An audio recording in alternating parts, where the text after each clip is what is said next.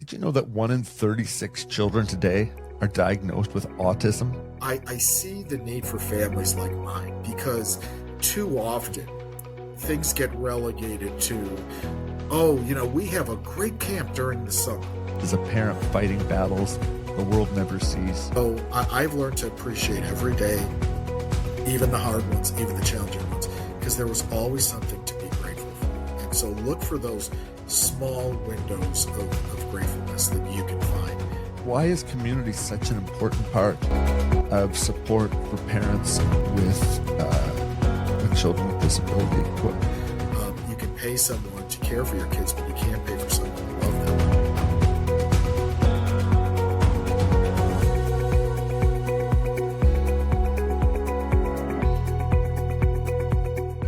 Hey friends, did you know that 1 in 36 children today are diagnosed with autism? And behind every one of those kids is a parent fighting battles the world never sees. Today we're talking with one of those parents, John Fela, a father who has turned his private struggle into a public mission of hope. John, thanks for taking time out of your day to spend some time on the SwagAbility Show. We're looking forward to digging into your background and for you just to enrich and enlighten us on stuff you've learned through the last 20 years. Can you a bit about your background? Did you come from a teaching education? Yeah, so I was actually a school teacher for almost 20 years. I taught mostly elementary grades, some preschool. I actually had done a variety of roles in teaching, including special ed, and I was actually a director for a small private school at one time as well. And, my teaching background, although I definitely had exposure to special needs kids and kids with disabilities, it never really was something that was kind of part of my life experience, right? It was something that I observed, something that, I was around. But until my son was born, it really wasn't something I felt I had any connection to. So his birth and subsequent diagnosis is really what motivated me to get me on the path I am now. Yeah, I think pretty much answers really I'm kind of wondering how your background as a teacher and parent influenced your advocacy for families with disabilities. Yeah, so being a parent of a child with a disability absolutely was the key motivating factor for me. If my child was not born with a disability, I don't think I would be doing anywhere close to what I'm doing now. And I think what I saw, though, because again, for a lot of the years that I was a teacher, I was also parent of a child with a disability. And so what I tell people now when I depending on who I work with, or if I'm presenting with parents or families on a given topic, I always say that I see things through kind of a 360 degree lens, meaning I know what it is to be a parent of a child with disability. So I know what it is to sit at that end of the, let's call it the IEP table, but I also know it from the educator standpoint, right? I know how hard teachers work. I know how frustrating and challenging it can be to do the best for the students and families you serve. And that's also where a big message for me when I'm talking either to families or even to other teachers is, the key word for me is empathy. Because, until you have been a parent in shoes like mine, like ours, you don't really know. There is so much heartache and frustration and fear and loss and all of those things. There are a lot of good things too. Please understand that. But there's a lot of struggle. And likewise, as an educator, I think many times parents, they want the best for their kids, obviously, but sometimes that can sometimes disintegrate into feelings of hostility or combativeness towards a school or, towards a program or a given teacher because they feel something isn't right or something isn't enough. Right. And the fact is that, we all struggle as parents. We all struggle as teachers, right? But the fact is that in my experience, I know for myself and a lot of the folks that I had worked with over the years, of course we had the best interest of the child in mind.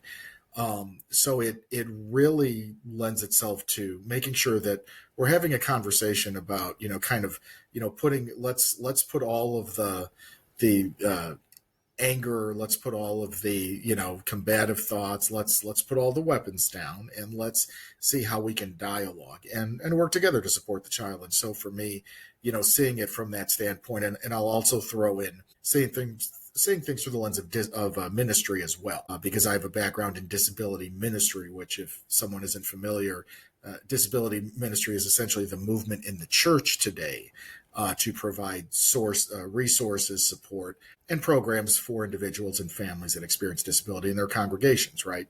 And most churches, unfortunately, have nothing. Again, it is a big movement. It's gaining traction. There are lots of ministries and organizations like Johnny and Friends. I'm wearing the shirt, and I previously worked for them. Who are doing great things in that realm. And for myself, as now kind of an independent consultant, let's say, that is something I bring to the table as well, being able to see it from all those perspectives and say, I know what it is to have a child. I know what it is to be concerned about how my child will be accepted in church and at school. And I also know it from the standpoint of being on the other side of the table, or on the other side of the fence, whether as an educator or someone working with a church and trying to help support that church. But, empathy is the word I always come back to. It's really key to be able to have everybody to essentially just relate to one another. You mentioned the word parent a few times in that answer, and every parent, I assume, reacts differently. But as a father, what were some of the emotions you battled in those first months? Was it fear, isolation, guilt? You able to share with us any of those things that maybe you dealt with early on in the? Yeah, so I will tell you, as a dad, my experience, I think, was a little maybe more unique in the sense that I realized early on, first of all, that, okay, our child has some condition. We didn't know it was autism at first. As is many times the case with developmental disability, you really don't know until the child gets to a certain age. But we knew there were concerns, right? And some of those concerns were just the fact that, developmentally he wasn't speaking, or he wasn't, maybe his motor skills were off, or vision, or that kind of thing. He was fussy and cried a lot. Was that normal? It was our first child as well.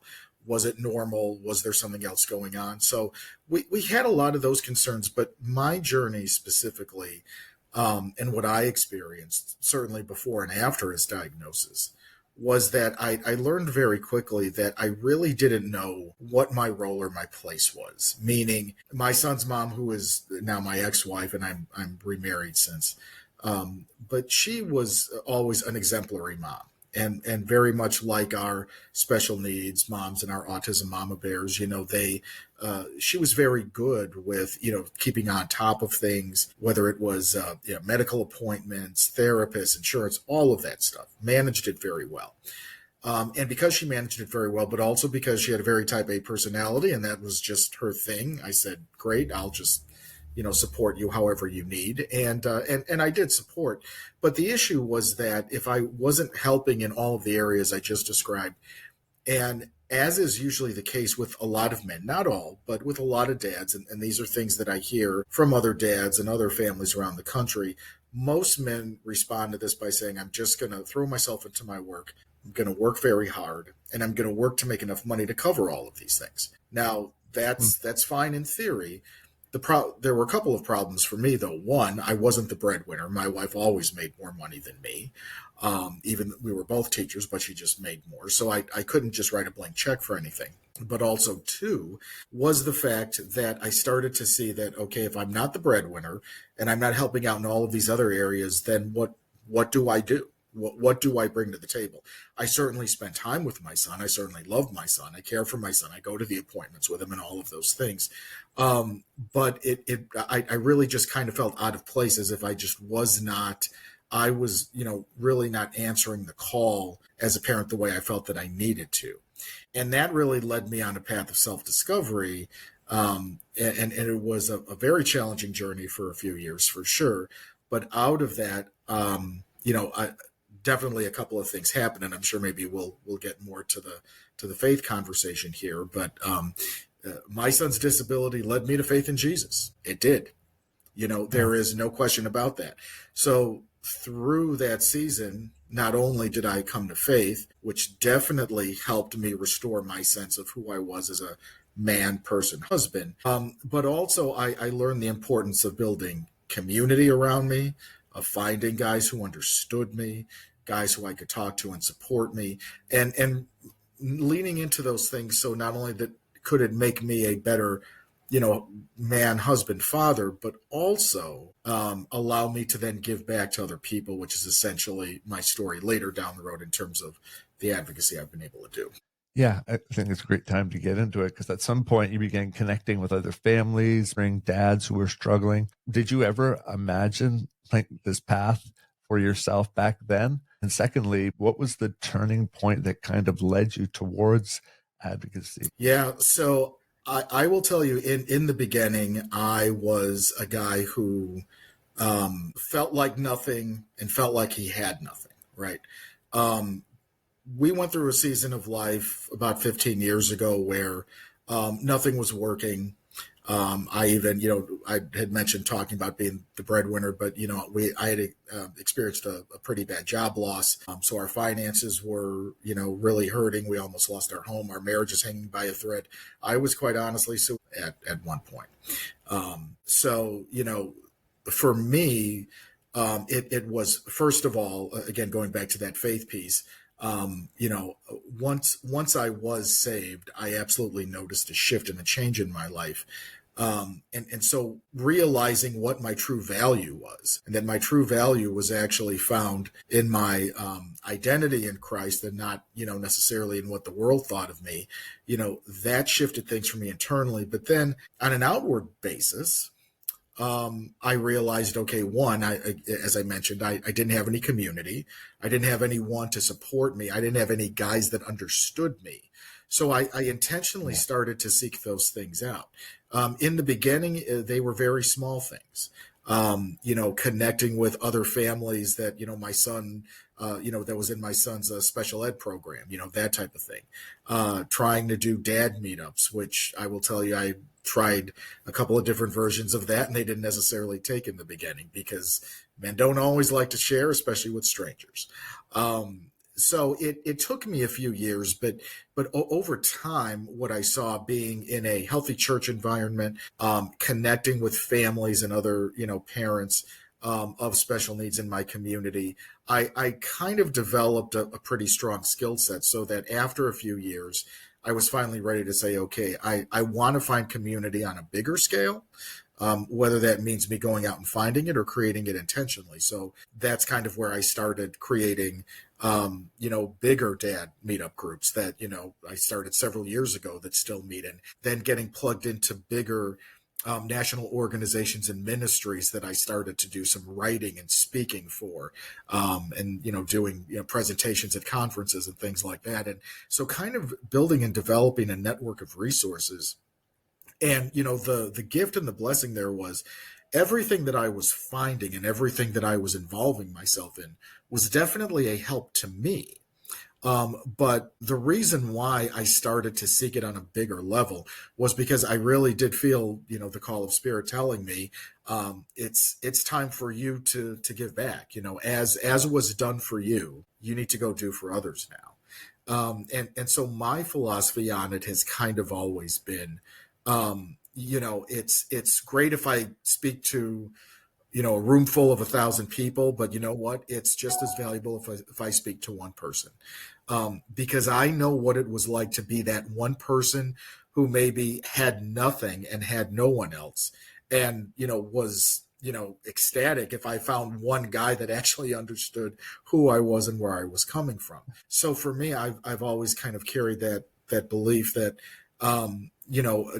regardless of the format, regardless of the audience, if I'm speaking to a lot of people, great. But at the end of the day, I don't take for granted the need and the importance and also the value of even just connecting with one person, maybe locally in my area, or maybe someone that reaches out to me on, social media or whatever, however that relationship gets created, I always value it because, again, I know what it meant for me when I needed it. And I certainly want to do that for someone else, now that I've, again, walked that road. I love it because you're very vocal about your faith. And I think that's what the world needs to see, especially at this junction and this time in our history. You made a great statement. My son saved my life or saved me.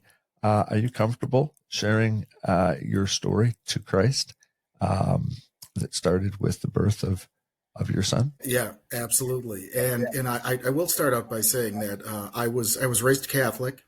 My son's mom, my ex-wife, was raised Jewish. When we got married, we were spiritual, not religious. So we were very much into kind of the secular spirituality or New Age spirituality, whatever you want to call it. We basically just didn't want to belong to anything. And when our son was born and when he started to have these issues, and therefore those issues then bled into the rest of our family situation and all of that, we started to see, okay, you know what, we have no one really to connect with. We don't have people that get us, and we feel like we need something else. So we talked about, maybe let's try a church. Okay. So one story that I tell, and I think it illustrates this perfectly. And again, I want to be very clear. I was not saved yet, right? We were just kind of seekers and exploring and all of that. But I tell a story in presentations called The Tale of Two Parking Lots. And Tale of Two Parking Lots is a story of me being in two different places in my life, in two different times, in the middle of crisis, sitting in my car in a parking lot, looking for answers. Okay. So the first part of this story happened in 2012, and this is right in this very challenging season of life that I've described. And we were trying a church that had, they had a men's group that would meet like every Friday night. And most of the guys in this group, I was in my late 30s at the time, most of the guys in this group were at least 20, 30 years my senior. So, the hope was that I was going to be getting some sage advice and wisdom and whatever, from these folks. But I remember I was there early one day. It was during the summer.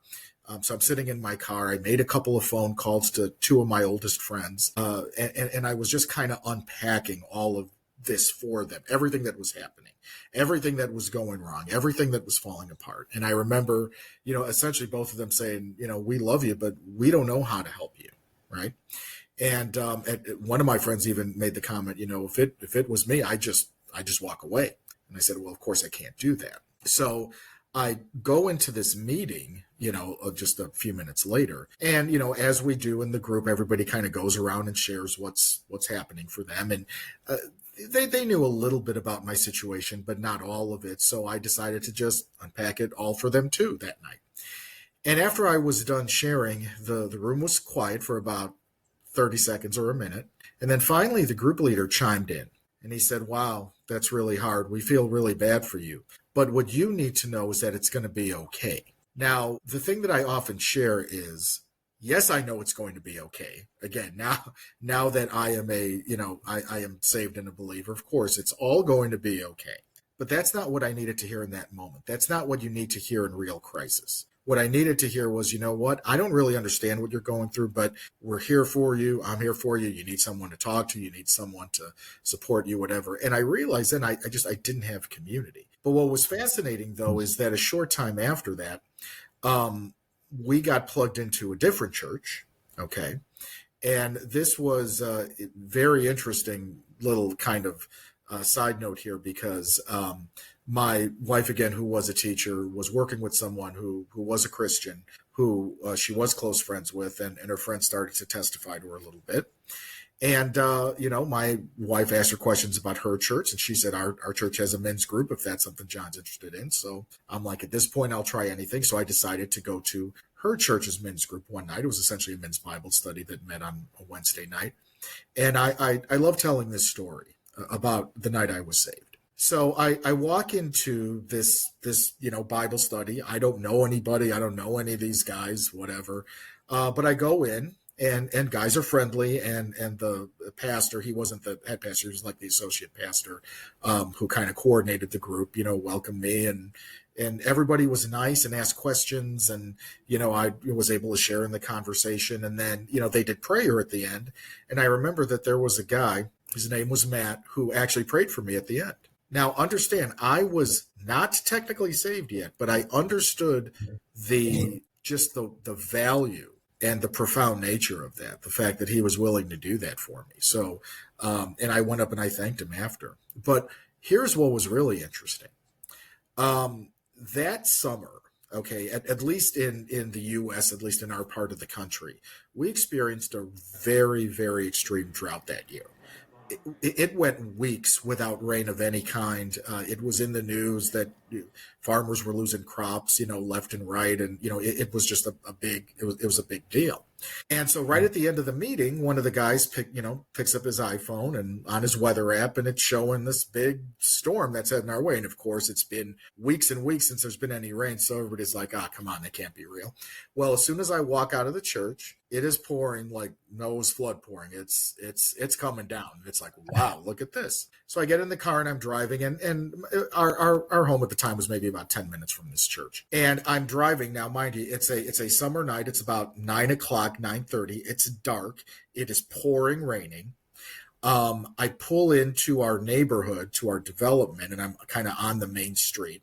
And I'm the only one driving, the only one out, except as I'm driving down this street, there were 3 teenage guys that had their shirts off and were dancing in the rain and were kind of whooping it up as I drive by. Now, my first reaction to this was, look at these 3 idiots, right? They're just dancing in the rain, being foolish. But when I came home and I started to share with my then wife about what I experienced, and she said, "You're different." I said, "I know." And I think I'm going to follow this. I think I am going to buy into what they're selling, so to speak. And you know what? I'm going back and I want more of this. And people will sometimes ask me, okay, did you really give your life to Christ that night? Usually I say yes. I mean, I didn't necessarily say the sinner's prayer that night or anything, but I mean, for me, that was really the night I was saved. But what that one piece about driving down that street with nobody else out, and I'm the only one that sees 3 guys dancing in the rain as I'm going by, almost like celebrating, I'm like, that just made me think all those years, later. So, all of that to say, none of that would have happened if my son didn't have a disability. Now, I'm careful when I say that, because I know, I want to be sensitive to families like mine, because I know this is not about me taking any credit for anything or saying, oh, well, my son had a disability, so look at all this cool stuff that I got to do. That's not where I'm going. What I'm saying is that my son's disability allowed blessings in my life and in the life of my family that would not have happened otherwise, because I would have no reason to do any advocacy work, but I wouldn't also have a desire to find God the way that we did, and to look for God and to welcome God in, and to say, okay, you're here and I'm bought in.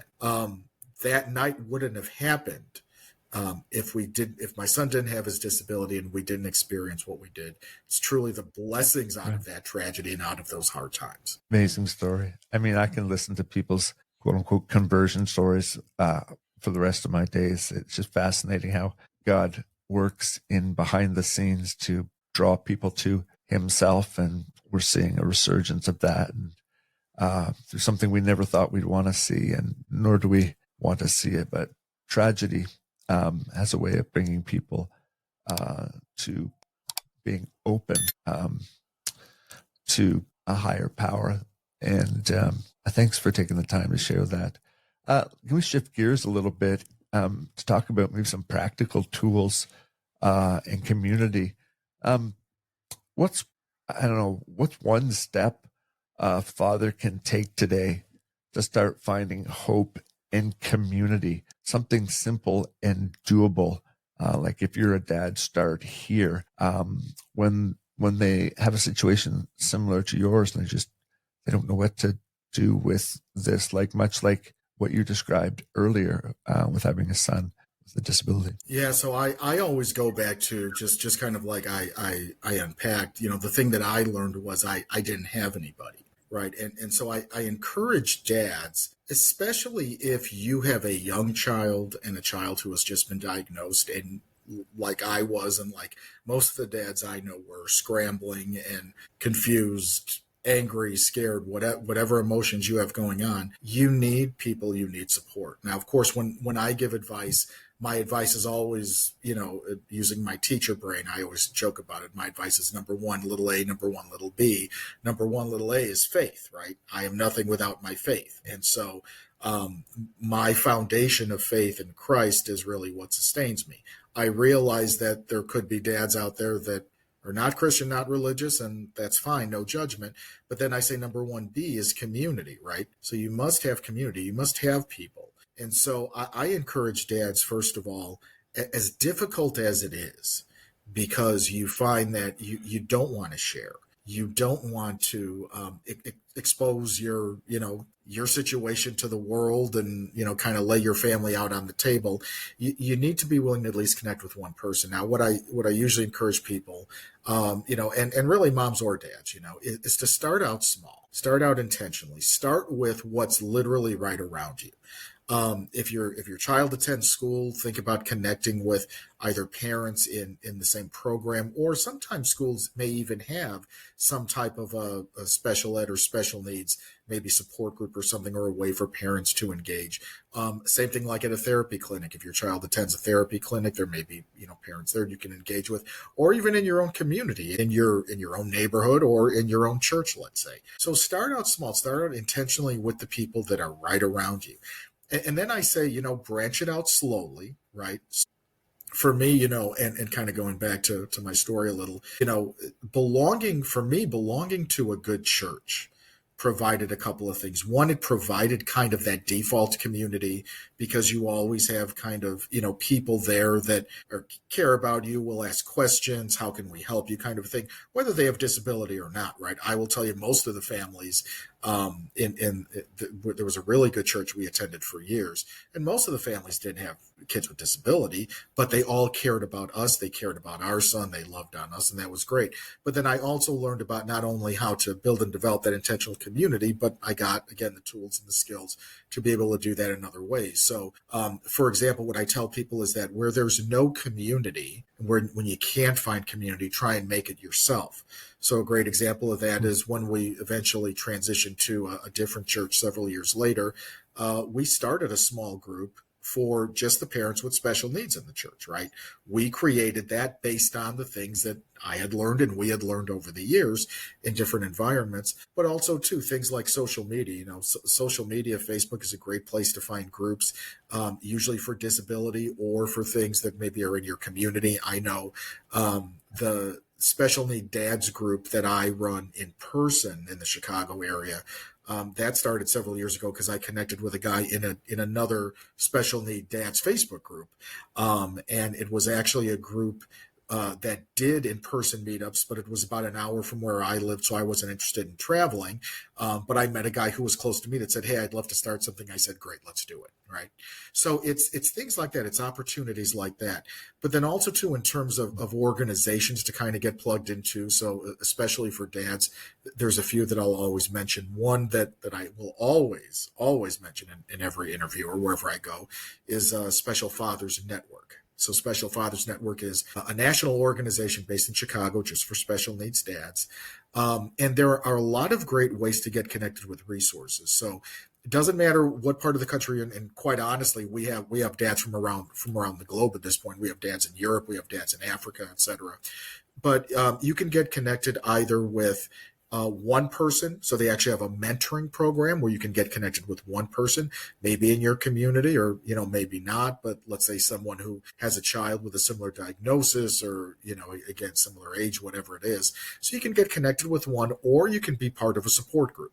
There are virtual support groups that they host, and it's really with the guys from all over the country. But then they also have depending on where you are in the States, there are some different in-person ones that meet as well. So it just kind of depends on what your thing is.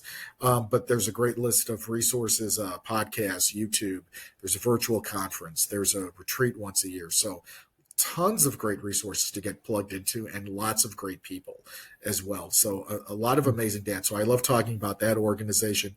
Another really good one is called Rising Above Ministries. A friend of mine, Steve Chapman, is the CEO of that. And Rising Above is essentially a Christian ministry that provides services to families of disability. So they have a lot of great stuff for moms and dads. They actually have small group studies, Bible studies that have a special needs focus. But I know for the dads, for example, there is, just like what I described with the other organization, there's a virtual meetup they have as well as a podcast. So that's another great ministry for dads you can get plugged into. And then there's another great one, and it's not for special needs, but it is a very strong Christian organization called Father Co Mission. So Father Co, capital CO Mission, and they're a national organization. Do like monthly prayer calls. They do a retreat as well, and it's really just a way for guys, for dads, to get together and pray and support each other. Those are a few that I like to mention, especially for the dads. And again, the great thing about those organizations too is, especially Special Fathers Network and Rising Above, even if you're a mom, there's still going to be things there for you too, right? Because, there are still either a lot of the products or services, for example, that Rising Above has, are either, for moms or the wives as well. But even for Special Fathers Network, there are definitely podcast interviews with some incredible women that are doing things as either special needs moms or running a nonprofit or doctors, et cetera, kind of a thing. And there are a lot of folks that get plugged in, again, just from a resources standpoint. So, if you're a guy, definitely check it out. But if you're a mom or a wife, maybe you want to check it out for your husband, but also maybe check it out for yourself too. So lots of great stuff there. Yeah, I think we'll put those in the show notes as well. If you can send them to me after, I think that'd be great. If you could put your teacher hat on just for a minute again, and we've talked about community so much. There might be obviously going to be more than one or two benefits, but why is community such an important part of support for parents with children with disability? What does community offer? Is it a shared goal, or I'm just looking for what do you think is important about that community aspect? I think it's a multi-layered thing. So first of all, and again, kind of going back to my story as well, early on, when I say that I didn't have community, that didn't mean that wasn't me saying that I didn't have family that cared about us or that we didn't have friends that cared about us. The problem is they couldn't relate. They didn't know. Yeah. But what should we say here? What advice can we give? What do you need? Like this just makes no sense to us. So the first and most important thing is that you find people who understand your experience. Now, they may not understand it exactly, right? Because again, every child with a disability is different and families are different, and you may wrestle more with some things than others. But the fact is that you can absolutely relate in a way that most other people can't. So for a lot of folks, they just need someone to talk to. They need a sounding, right? And so on the one hand, it is a way to generate friendship. And one of the things that I'll say about community here too is that one of the great gifts of it really were the intentional and real friendships that I made through doing all of this work and intentionally seeking out and building this community. I'll give you a perfect example. The guy that I started the in-person dads meetup group with years ago, he isn't really involved in that anymore, but he has two adult sons with autism, and they're pretty high functioning and independent, but regardless. But, he's a guy that, I just developed a friendship with, and we would see each other. And the fact is that we both wound up being divorced and having to do the co-parenting thing. So we could relate to each other on that level. But I remember before I got remarried, the town that I was living in, which was not far from him, they did like a big fall fest, big Oktoberfest kind of a thing. And his one son that he had with him that weekend, knew me, knew my son. And he was like, hey, can we see them? can we see them this weekend? Right. So it was amazing that it wasn't my friend saying it was his son that was saying, I want to see them. Right. And so how amazing is that, right? When you can have those genuine intentional friendships, people that get you, right? So there is value in the friendship and the relationship. But then the other thing is that, especially in the special needs world, most families get some of the best advice and suggestions from other parents, other families. Now, I will say that, in our experience, in terms of my son's mom and myself, there are a lot of different treatments, protocols, approaches to addressing autism and some of these disabilities. We've certainly heard some things in the news recently, for sure. And I will tell you that, my son's mom and I, we did most of them. We absolutely did. Some things we absolutely didn't try. But we often found parents and families that might be trying something maybe we weren't familiar with, or maybe something we had a question about, and they could kind of coach us on, you might want to look at this, maybe not. And again, some things are a fit, some things are not, for a variety of reasons, but it also allows for you to do a little bit of kind of real world research and surveying of, hey, listen, I have heard about such and such. What do you think? Right now, again, we're not saying that the mom or the dad down the street knows more than, let's say, a doctor or a therapist, but in some cases where the parents were doctors or therapists, for example, they may have an opinion that you might want to listen to, kind of a thing. Or at the very least, what was your child's experience with it? Because at least that will give us a gauge.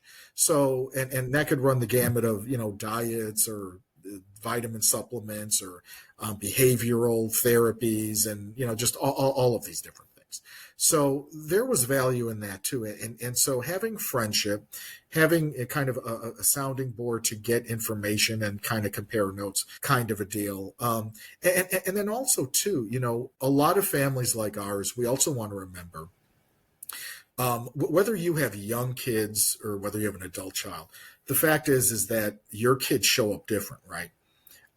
You can be around my son for 30 seconds and figure out that he has autism or some form of developmental disability or something, right? And the hard thing, especially when you're a young parent, and I think it maybe gets easier as you get older, but it's still hard. Is okay. I'm taking my kid to the playground. My kid is different.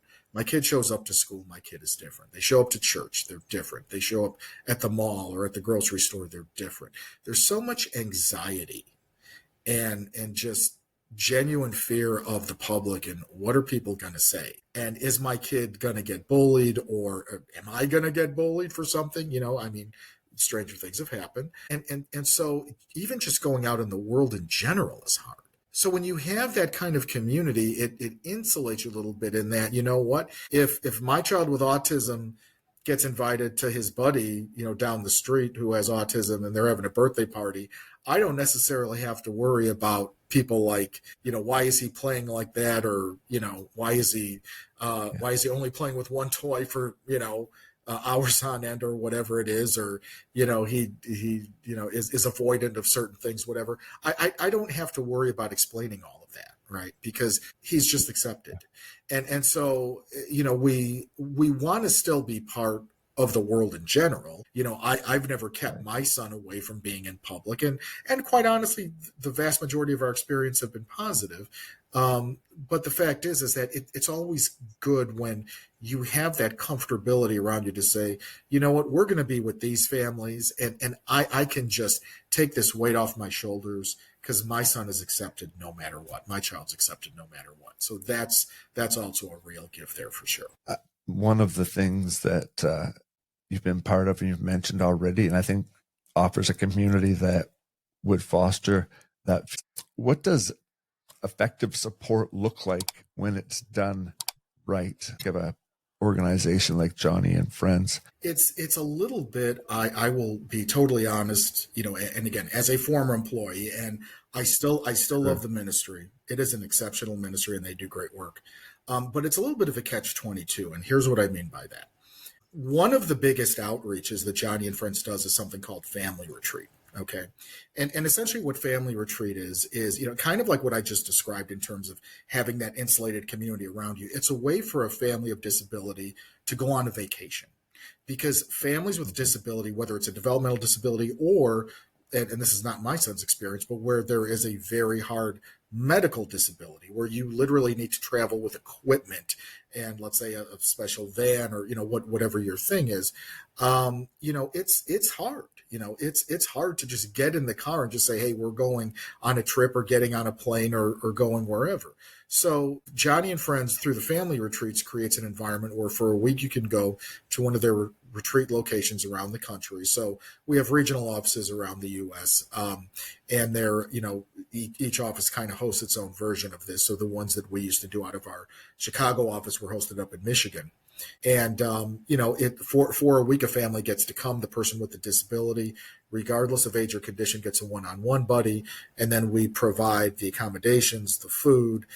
There's a camp pastor. There's a message every day. There's worship. And then there are specific programs for all ages. So it's kind of like my kind of comparison is it's kind of like VBS, if you're familiar with Vacation Bible School. So it's kind of that format for all of the different ages. And regardless of it, whether it's, you have a 3-year-old with a disability or an adult who's 30 with a disability, we have all of the programs for all the ages, typical siblings, moms, dads, you name it, they have it all. So it's an incredible outreach, and it's actually how our family found Johnny and Friends many years ago. Again, I wasn't raised in the church, so that we were unfamiliar, and certainly until our son with disability came along, we really didn't know anything about it. But when I worked for them, my role was called ministry relations, which meant I was the person that trained churches on how to support families and people with disability within the church. Now, here's kind of the challenging part of the conversation, because on the one hand, Johnny and Friends does amazing work through things like family retreat. But the fact is that that's only 1 week out of the year. Now, there have been studies done that essentially show it's really 1 in 10 churches that have any kind of formal support or structure for people or families of disability, meaning 9 out of 10 churches might be friendly to people with disabilities. Maybe there's some informal support, but at the end of the day, if I were to just show up to a random church and say, I have a son with severe autism, what can you do? You're probably going to get a deer in the headlights look like we don't know. Now, that doesn't necessarily mean they're not willing to support you or help you, or that they may not want you. However, there are churches, and we know families that have had this experience, that have essentially been told, we can't help you. We don't have anything for you. Wrestling with spam calls, phishing emails, or annoying scam texts? It's happening because your private information is being sold across the web. PCmatic DList offers a free exposure scan showing which data brokers and people search sites are selling your data. Then, with a basic upgrade, PCmatic DList completes the opt-out process to get your private information delisted. Stop the annoyance and safeguard your private information now. Visit www.pcmatic.com today. You hear. This isn't the right fit. Maybe that church down the street that has something is a fit, but we're not a fit.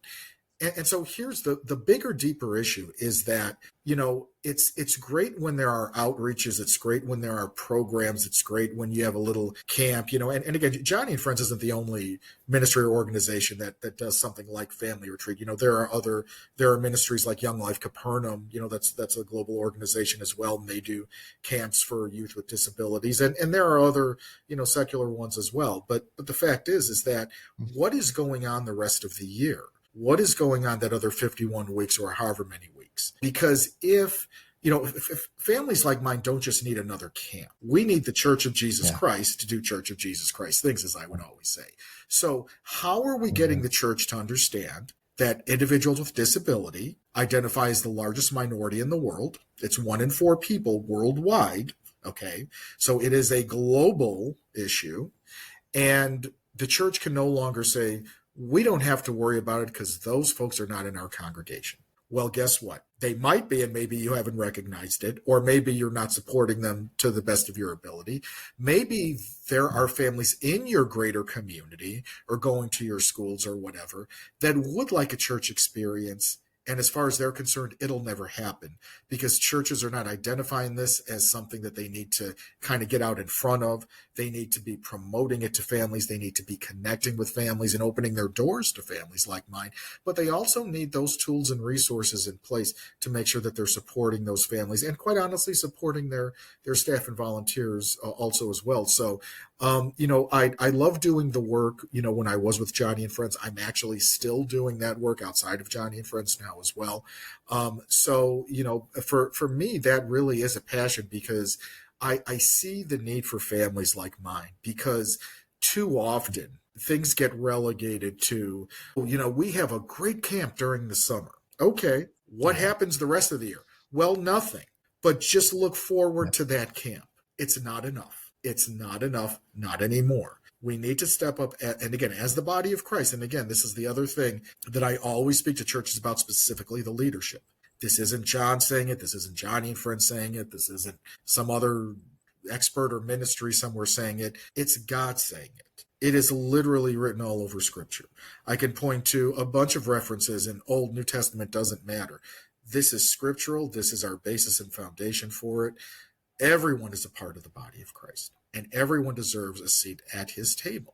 And if you're not allowing for that, then you are not doing your responsibility as a local church to really welcome, these families in completely. You may be welcoming a lot of different people in. You may be supporting folks in a lot of other areas and demographics, which is wonderful. But people with disabilities are basically the next big wave. Disability ministry, as I kind of mentioned in the beginning, it's the next big movement in the church. It's huge right now.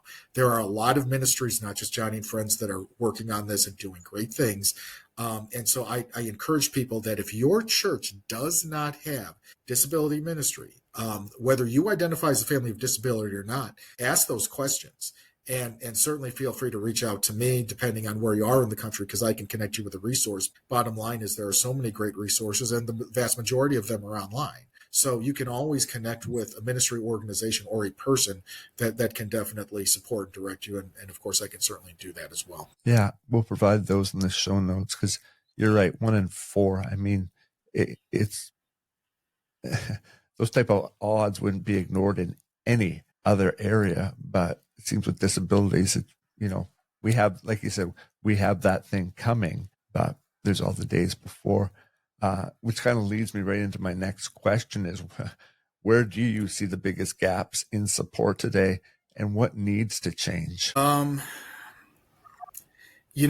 really just going to say general awareness in our culture, because I could certainly, I could put a laser focus on the church for sure, but it's really also society in general, because too often, again, we have this perspective as a culture, as maybe as far along the road as we have gotten. And to be fair, I think about, I'm 51. When I was a young child, one of the worst things you could call someone, one of the worst insults you could use was the R word, right? We all know what the R word is. The world has gotten exponentially better in terms of welcoming people with disabilities. But whether it's, say, for example, the church not welcoming a family in, or let's say in society, someone like my son who's 17 now, he'll be an adult soon. His prospects for, let's say, having a job or living independently, which to be fair, he'll never live independently. And he probably could never even hold a job independently. But the fact is there are many with disabilities who are very high functioning, who can absolutely be employed, live independently to whatever degree. But the problem is that a lot of society is continues to put everyone in a box. In the disability world, we would sometimes refer to that as ableism, meaning these poor people with disabilities, let's just help them. Let's just give them whatever help they need. Let's give them a camp, or let's give them they can all work at this grocery store. But that's all they can do because they're these poor folks with disabilities. When the reality is, and this is a great example that I use with churches all the time. I tell churches, I say, listen, your goal is not inclusion, okay? And they scratch their head at that a little bit. Like, wait a minute, I thought you want us to be inclusive. I do. But here's the thing. Inclusion only goes so far. Inclusion means you have a place here, but it doesn't necessarily mean your place is with everyone else. Many churches have disability ministries or programs or supports, but they're what we would refer to as siloed, meaning they're in a box. They are still separate within the church, right? As opposed to, what about these people with disabilities who actually want to serve, who have gifts, tools, talents as well? What if they want, a job doing something on Sunday? What if they want to help out with an event? What if they want to help out with a fundraiser? Like, why are we excluding that? Because they are absolutely capable. And in that same way, when we look at culture in the bigger sense, one of the hardest things for parents of adult kids, and I'm certainly experiencing this now with my own son, but I have plenty of friends who are experiencing it as well, is what is the best housing living option for my child? Because some families don't want the, say, traditional group home. Just put them somewhere where someone is going to babysit them the rest of their lives and whatever. It's like, no, we want them to have vibrant, dynamic lives. We want them to have a social circle. We want them to have friends. We want them to maybe volunteer in their community or have a job or do all of these things that we all do and take for granted. This episode is brought to you by Indeed. Stop waiting around for the perfect candidate. Instead, use Indeed sponsored jobs to find the right people with the right skills fast. It's a simple way to make sure your listing is the first candidates see. According to Indeed data, sponsored jobs have 4 times more applicants than non-sponsored jobs. So go build your dream team today with Indeed. Get a $75 sponsored job credit at Indeed.com/podcast. Terms and conditions apply. And in most cases, that's what those individuals want, and that's what those families want. But society as a whole sometimes will say, well, that sounds nice, but you know what? We're just going to stick you here because it's just easier, right? You want a job, your job is bagging groceries at the local supermarket. As opposed to, you know what? I may be very good at a variety of things and you're just not recognizing it. And maybe as a person, like anybody, I don't want to spend the rest of my life bagging groceries. I actually want to do something that has meaning or that something that I would be excited about. So we need to expand on these things because, again, we have a mindset of ableism that says, just take care of these poor folks with disabilities and we don't have to, they'll be fine and they'll be taken care of, as opposed to, you know what? They are made perfect in the image of God. They have gifts, tools, talents, and they deserve equal footing means, you know what? If they're able to do something, why not at least try it? Why not at least see? What do we have to lose, right? So that's the next big step, I think. Yeah. What resources do you think, and maybe they're going to be numerous, not just one, but what resources should every special needs family know about? If they're brand new and they're hearing this for the first time and they're at a loss, are there specific needs that every family should know or can reach out to? Or yeah, and what's interesting for me is that I've certainly done this from the faith perspective, from the disability ministry perspective, but also from the secular perspective. And what I find is that there are a lot of families, especially when the kids are young. The focus is, what are we going to do about school? What are we going to do about therapy? The doctor or the therapist is saying they need this, this, and this. And you don't really think about long-term stuff. And I know I've spoken to families, even when I worked at Johnny and Friends, families that were struggling because they didn't know how to plan, how to navigate the social services system, how to navigate the legal system, how to put all of these things in place, because when you have a child with disability, there are a lot of moving parts and there's a lot of spinning plates. So I really encourage families to realize that however old your child is, when you have identified that there is a significant enough disability, maybe the rest of their life isn't different, but we don't know. We need to prepare. So I encourage even the young families, get involved and get resources. So a few things that I mentioned from both the faith and secular side. So, certainly I mentioned great organizations for, dads and special needs dads. And again, as I mentioned, lots of great resources with those organizations as well for you to plug into. But a few others that I'll mention, I definitely from a faith perspective mentioned Key Ministry, KEY. Key Ministry in my opinion, if we were going to have a Mount Rushmore of disability ministry organizations, it might be Johnny and Friends, Tim Tebow. There's another great one, Nathaniel's Hope. And then there is also Key Ministry. So Key Ministry is excellent because they really are a hub for anyone that is doing anything profound in disability ministry. They are doing outstanding work.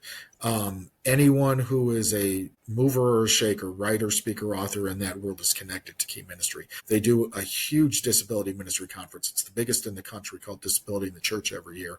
I've gotten to present there since 2018, and I've really seen it grow from something that was really just something that came out of the home church where the ministry was birthed. Now it's something that they actually take around the country to different places. So if you're a family that's looking for resources, plug into Key Ministry, because not only do they have great things for churches, as I've been describing, but they also have great things for, families, right? And families that might be looking for help. Certainly within the church, but also in terms of working with your kids in the home, and also with some other things, beyond that scope. So they're a great organization. I had mentioned Rising Above Ministries as well, which is really great. There's another great one called Ability Ministry. Ability and Key are both out of Ohio. And Ability Ministry, their focus is more churches, but what's great about it is they have so many great resources for churches, specifically for Sunday school curriculums and all this type of thing. So if you are at a church where maybe they're struggling to put something together, Ability Ministry has a ton of great stuff. So I definitely would encourage you to check them out. But then on the secular side too, for example, I would tell any family, any parent, to get connected with their local chapter of the ARC, A-R-C. The ARC is a national organization that supports people and families of disability. They really, again, kind of like I described Key Ministry, they're a hub for resources, specifically as you're trying to navigate social services, Medicaid, legal issues, guardianship, trust, again, long-term planning things that, again, as a young parent, you might be like, we're just trying to get to tomorrow, which I get. But these are all things you do need to start looking at. And unfortunately, being in the U.S., the biggest challenge we have is that things differ state to state. Some things are federal, but in terms of access to availability, in terms of funding, and also just things that are just present specific to states, where I live in Illinois is unfortunately one of the worst around, kind of a thing. So that's why I encourage folks, you need to understand how the process works. You need to understand sooner than later. So the ARC is a great place. If you just go on the ARC, every state has a chapter. So wherever your state is, plug that in, and then you can kind of get the information you need in order to look at some of maybe those longer term planning things, as well as, resources for, maybe let's say different therapies and that type of stuff. So those are some great things that I always like to mention, because, they're just, really, really great. And, the more you can plug into an organization that just has many tentacles and many connections around, you may not necessarily find the answer you're looking for right there, but you will probably find a path to get it. So those are the ones that I always like to touch on. Thanks, John.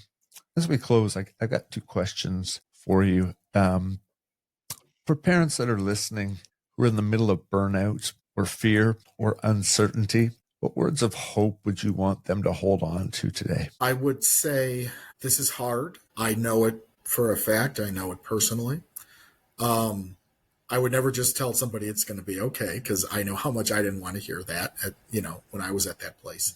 But I encourage you to remember that regardless of your child's situation, your child is still your child, right? And your child still has value in the eyes of God. They have value as a person. They have value as your child.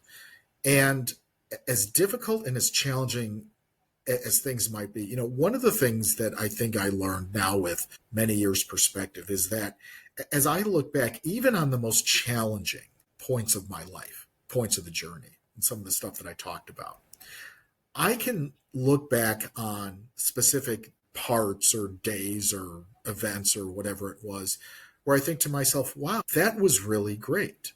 Or that was a really good memory.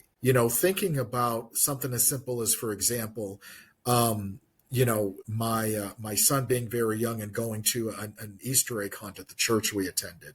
Well, we were going through a very difficult time this one year, but I remember that, my mother, who is unfortunately now in her 80s with dementia and assisted living, who, can't, function outside of the assisted living anymore. She was healthy and mobile and was moving around with him and trying to find the stuff. And I'm like, wow, my mom was healthy. And, this was, as much as we were struggling, and again, this is in my first marriage, I also knew that better days were just around the corner as well.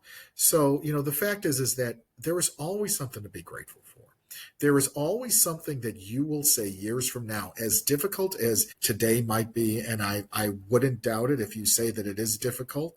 I would never assume that it's not difficult if you say that. But there's always something to be grateful for. There's always something you'll look back on with fondness and say, you know what?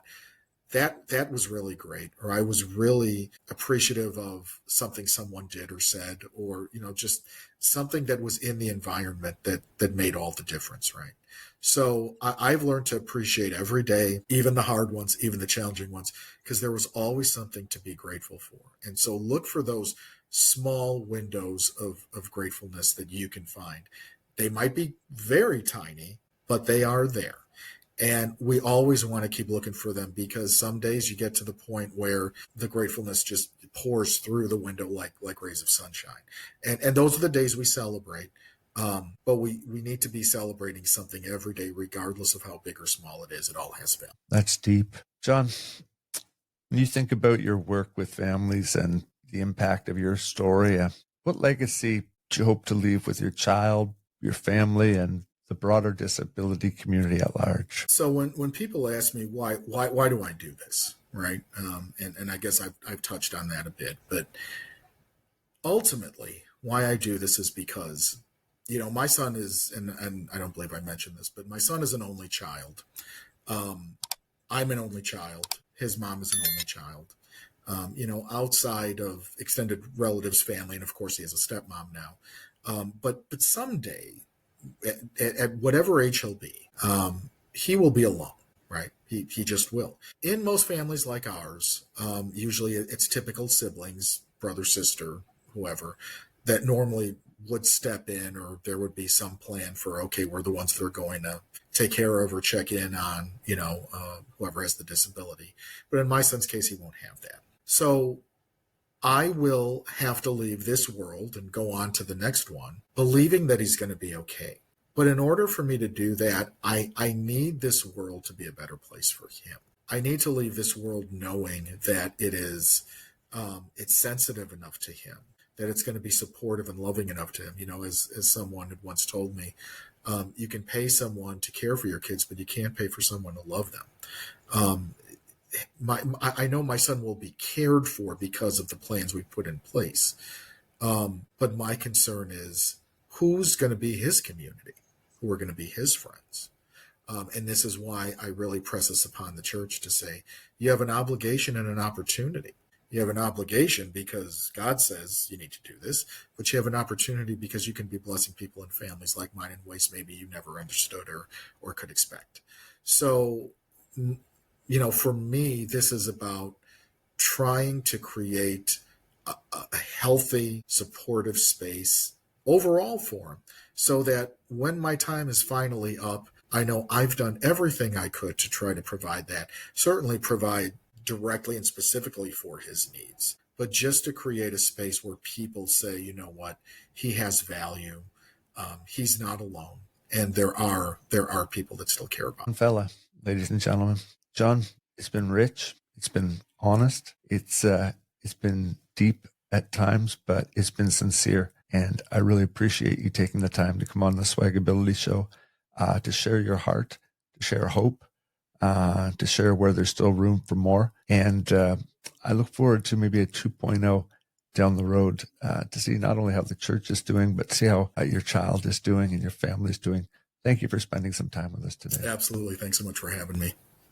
Folks, if you've always wanted to be involved in community, or you want to volunteer your time, SwagAbility is a place where we look for people who have many skills. Our desire and goal is to see everyone to thrive where life finds them, with a focus on people with disabilities that are going through trauma, illness. And if you think you have giftedness or you have time and you want to serve in a volunteer fashion, reach out to SwagAbility.com and you'll find a form there where you can join our organization and our ministry. The other thing you can do for us is subscribe to our YouTube channel. And the greatest honor you can do for my wife and I is to share our journey, our ministry, and our organization so that we can help people of all ages, of abilities, to be able to thrive where life finds them. Until next time, friends, Swags out.